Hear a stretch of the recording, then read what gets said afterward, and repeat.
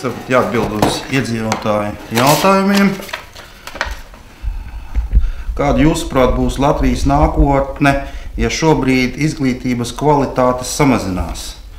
Es nekad neesmu piekritis tam, ka izglītības kvalitāte Latvijā samazinās.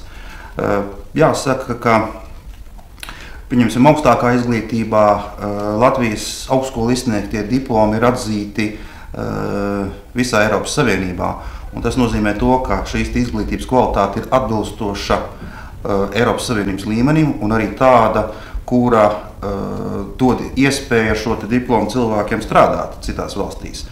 Par Latvijas izglītības kvalitāti liecina kaut vai tas fakts, ka Rīgas Stradiņu universitātē 96% no ārvalstu studentiem ir no Vācijas, Zviedrijas, Dānijas, tātad no Eiropas Savienības valstīm. Pie kam šie studenti, kas Latvijā studē medicīnu ar Latvijas Stradiņu universitātes diplomu, Vācijā var strādāt par ārstu. Pie šādiem apstākļiem man nav ne mazākā pamata apgalvot, ka izglītības kvalitāte Latvijā samazinās vai izglītības kvalitāte Latvijā ir zema. Otrais jautājums. Kāpēc Latvijā ir pārspīlēta dārga augstskolas maksa? Piebilde neaizbildināties ar tekstu, ka augstākā izglītība nav obligāta, jo darbā to tāpat prasa. Es neaizbildināšos ar tekstu, ka augstākā izglītība nav obligāta. Augstskolu maksa ir atbilstoši studiju programmu reālai izmaksai.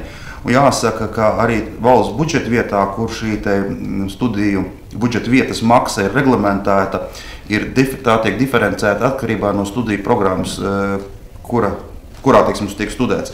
Jo skaidrs ir tas, ka, piemēram, studijas sociālajās zinātnēs maksā ievērojami mazāk nekā studijas, piemēram, inženierzinātnēs vai arī medicīnā.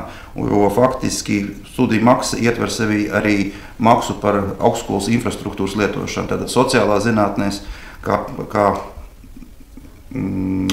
virzienā nav nepieciešama tik dārga un sarežģīta infrastruktūra kā inženierzinātnēs, kā ķīmijā, kā fizikā, kā medicīnā, un līdz ar to tās maksas ir attiecīgi arī diferencētas. Kā piemēru var minēt, ka sociālajās zinātnēs budžeta vieta maksā aptuveni 900 latu gadā, turpretī medicīnā līdz pat 4500 latu gadā. Tā ir atbilde, ka tās maksas ir diferencētas atkarībā no studiju programmām.